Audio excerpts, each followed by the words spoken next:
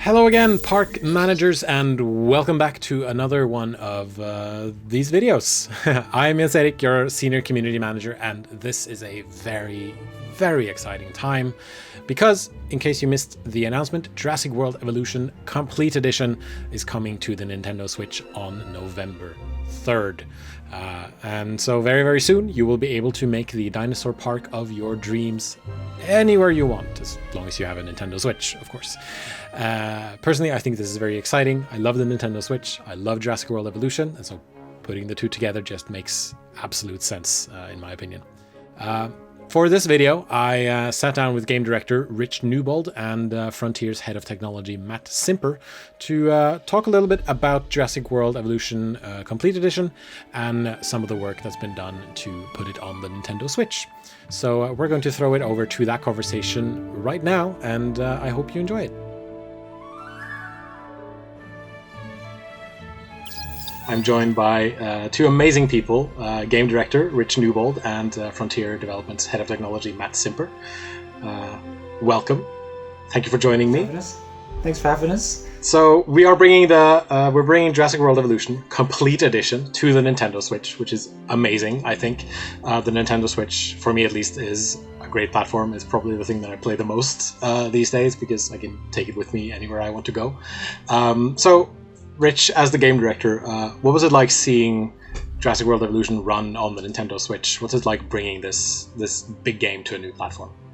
It's really amazing and inspiring to take what we've been working on already with Jurassic World Evolution and all the PDLCs that we've been working on, bring that as a package, the complete edition, to the Nintendo Switch, and kind of getting all the benefits of the functionality that platform gives us. So, as you say, you can play it on your TV, or you can go handheld mode, and we used to be able to use it on the commute, but we don't do that anymore. We're all working from home due to the situation. But I love taking my Nintendo Switch out and playing it in the park or sitting somewhere else quietly to play it, and I always like that portability aspect of the console. And it's great to take Jurassic World Evolution, which is a game I really enjoy playing, and kind of taking it somewhere different, somewhere that's completely a different environment, enjoying it in a different situation. It's really good.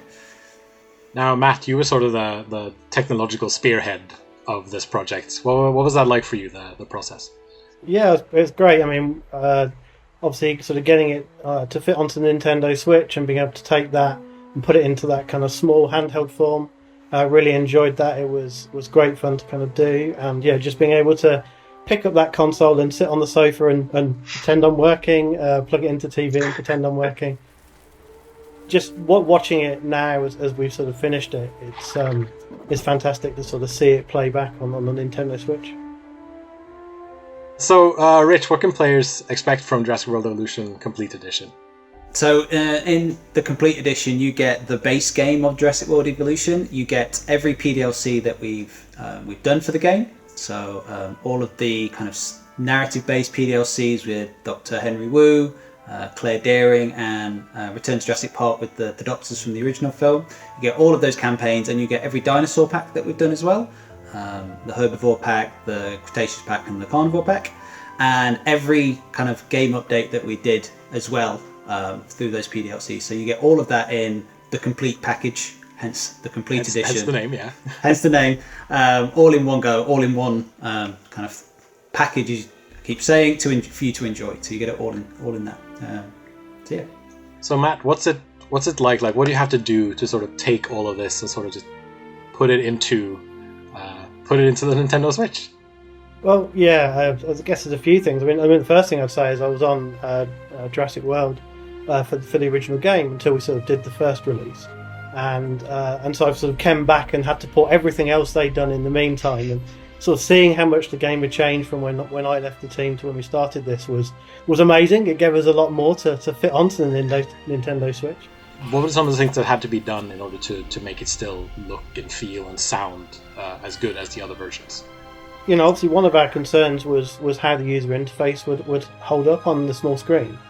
But the screen on the Nintendo Switch is really nice. It's really high resolution for the size of the screen. So actually, we put it on there and it just looked great. It looked fantastic. It was readable. So there was really minimal changes we had to make there.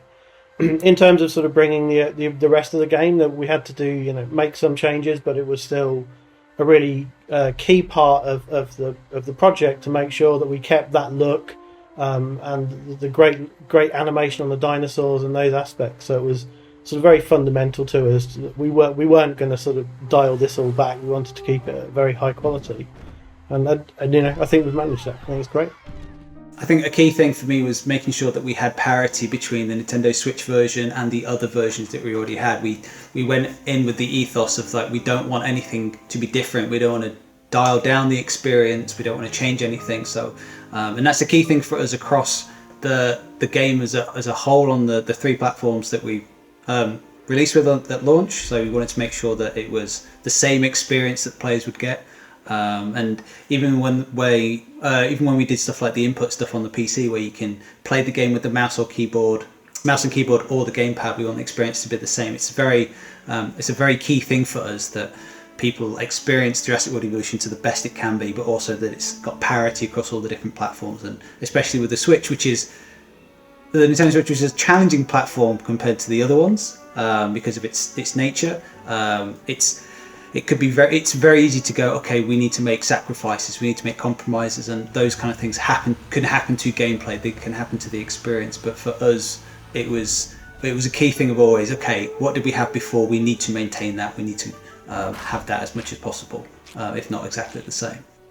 I think the fantastic thing is, obviously we had a bit less memory on the Nintendo Switch than we'd have normally, but we shared that around, so the audio team, the art teams, the coding teams all work together, and the UI teams all work together to say, where can we make those savings but still keep the quality as high. So yeah, there's a fantastic job all round in getting that to work. I remember when I first saw some of the footage of what the game looks like running on the Nintendo Switch, I just looked at it, I was like, wow, this looks like incredible. Like I first just saw the cut down trailer, and then I just saw the final trailer and was thinking like, yeah, this is great. Like I actually sort of couldn't believe that it was running the way that it did, because like it felt like you had just sort of taken the PC version and just sort of dropped it in, and then poof, there it was, and then if I want to, I can raise a couple of dinosaurs while sitting in bed before I go to sleep or something.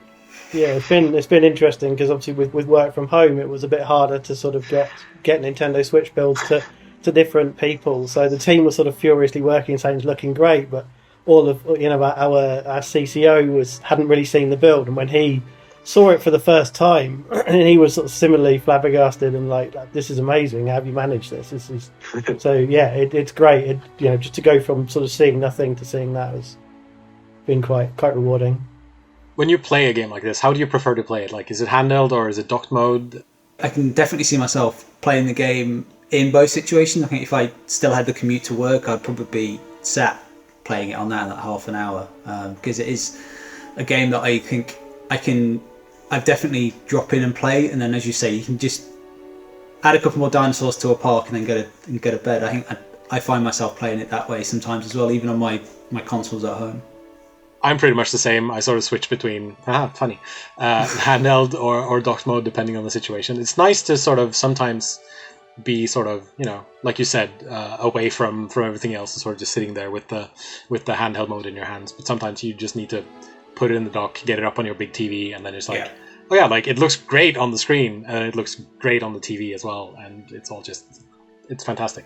And that's been one of the technical challenges of the Nintendo Switch, is that we're talking about the positive and the versatility of that, is that it's also a challenge to make sure that it looks good in both situations, because you could focus on creating and crafting an experience that looks great on handheld mode, and only that, but as soon as you put it in that dock, you have a completely different output device now, and then you need to make sure it holds up at that as well. So I think it's testament to the hard work that the team have done to make sure that it does look good in both those situations. For Jurassic World, developing that, it was easier to sort of play it handheld, but I just find myself, it's strange, every time I play it on handheld, I'm like, I can't believe we got this on this tiny little thing.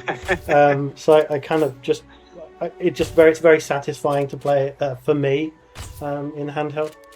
So as a sort of ending sort of activity on this conversation. I thought it'd be fun to sort of think of, you know, interesting places where we could play Jurassic World Evolution Complete Edition on the Nintendo Switch, because I was talking to Tim, who's the community lead, and he mentioned he would go to the Natural History Museum, and then he would like see the dino skeletons, and then he would boot up the game and just see dinosaurs in the game. Like, obviously, this would be once things are vaguely back to normal. Maybe not in the current situation, but I think that's a good one. I think it's hard to beat that one, really. Yeah, or maybe, you know, you go to Universal Studios and then like that would have been my second suggestion. So. Yeah. You know, other than that, these are Universal Studios. This going to a tropical island off the coast of Costa Rica and just sitting there. How about sitting in a green sort of park and sort of looking out and then kind of creating this dinosaur world in front of you. All right, I think that's it. That's all the questions that I had. And I wanted to say once again thank you to both of you for joining me for this conversation. Jurassic World Evolution Complete Edition, coming to Nintendo Switch on November the 3rd. Yes. And of course, stay tuned to all of our social channels for all sorts of news updates and fun stuff that's happening in the future. And we hope to see you there, and hopefully we'll do more of these video check-ins going forward. And again, thank you to Rich and Matt for joining me, and we will see you guys soon. Thanks, guys. Bye. See ya.